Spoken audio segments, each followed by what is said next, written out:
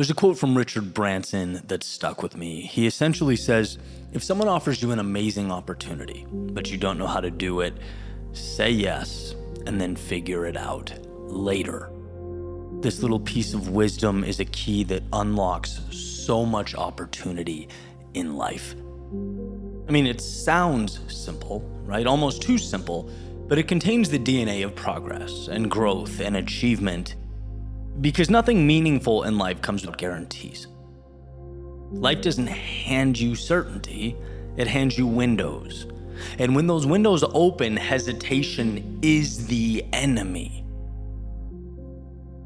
And let's use space travel as an example here. Let's go all the way back to 1962. John F. Kennedy standing in front of that crowd at Rice University saying, "We choose to go to the moon in this decade and do other things, not because they are easy, but because they are hard."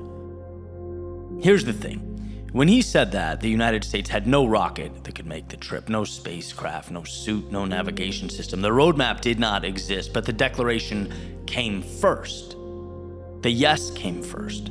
It had to, right? And then the entire decade was spent figuring it out. That one leap of faith sparked innovation that not only took humanity to the moon, but changed the world forever. It's easy to forget that truth. You don't need to know how, right, before you start. You don't need to, know the entire path or have it laid out before you. Same industry, a couple decades later, take Elon Musk and SpaceX.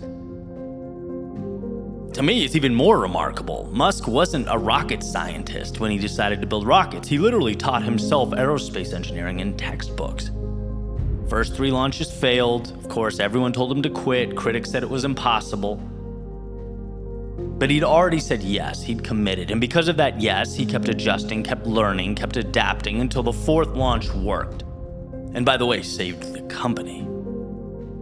That's the Branson quote in action, right? You say yes and you figure it out. And lately, in my own little world, I've been seeing this principle play out.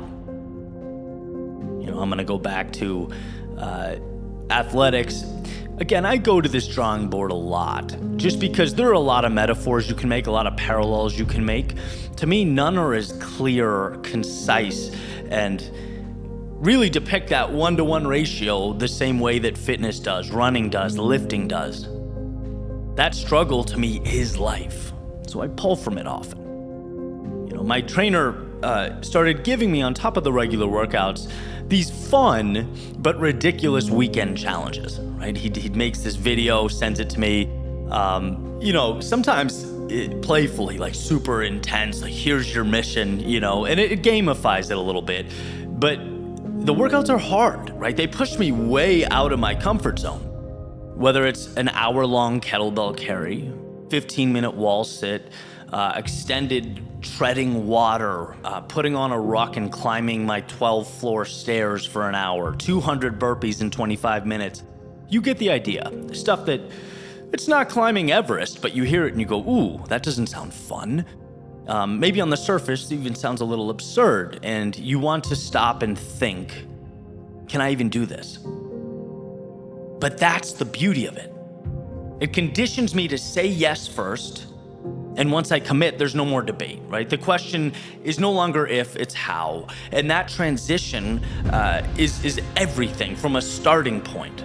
There's no if, this is happening, how is it gonna happen? And when you do that, my God, do you empower yourself, right? Sometimes it's brutal, right? The burpees are a great example. I underestimated those, and I paid the price, right? Got it done, just with probably more suffering than, if I respected the process and came out slowly and methodically, as opposed to just thinking I could blast through them.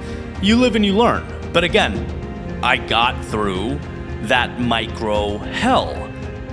And that's the pattern of life itself. We spend so much time waiting for certainty, waiting until we feel perfectly ready, forgetting that readiness is a myth. If you wait until you have every detail mapped out, you'll never move. The opportunities that change your life rarely come with instruction manuals. They show up wrapped in uncertainty, in discomfort, in risk. Your job is not to have all the answers. It's to step forward anyway. And what these challenges remind me of is this: I am stronger than I think. Not because I know everything, but because I trust myself to figure it out as I go. You don't discover strength by watching from the sidelines. You discover it in the fire. You discover it in the chaos. The willingness to step into something you don't fully understand, but you'll adapt. Kennedy certainly didn't know how to get to the moon, but he declared it anyway. He put it into the universe. Musk didn't know how to build rockets, but he started anyway. He committed.